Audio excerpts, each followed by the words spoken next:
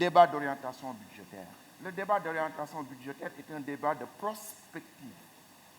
C'est Dominique Strauss-Kahn qui l'a réintroduit dans le système parlementaire français, alors qu'on l'avait enlevé pendant très très longtemps. À travers un débat national en France, alors que c'est le Parti socialiste qui était au pouvoir, un débat extrêmement violent, on l'a réintroduit. Mais c'est un débat de prospective. Et ce débat de prospective s'oppose d'autant plus que nous sommes dans un débat, je suis d'accord avec les gens, le rapport est excellent, monsieur le ministre des Finances. C'est extrêmement bien conçu, mais c'est perfectible. Parce que c'est dans un domaine qui est extrêmement difficile. Nous sommes dans une période où, 2022-2024, où nous allons recevoir les recettes du pétrole et du gaz.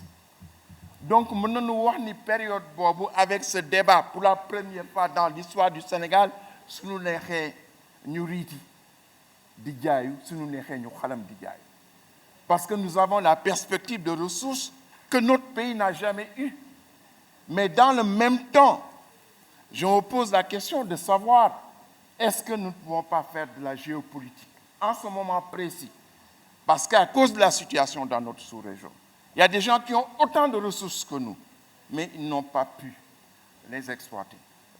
Discuter sur la situation du Mali, la situation du Tchad, la situation de la République centrafricaine. Revenez sur la situation de la RDC. Des pays insolemment riches.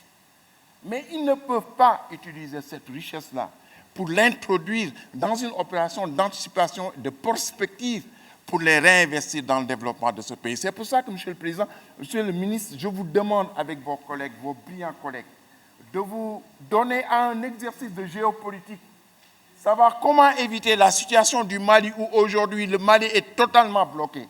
Comment créer les conditions pour que ça ne se reproduise pas ici. Et je ne suis pas d'accord avec la plupart des gens qui parlent de terrorisme.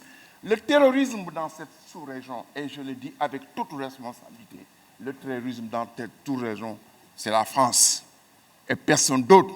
La France n'est pas ici pour défendre les pays contre le terrorisme. La France est ici pour défendre ses intérêts. Comment nous pouvons demain bénéficier de la manne que Dieu nous donne pour la première fois, le pétrole, le gaz, et immensément de ressources minières, comment faire de telle sorte qu'une fois que la France aura pris ce qu'elle doit prendre du point de vue du trésor public, comment utiliser le reste des recettes pour les réinvestir dans le développement de notre pays.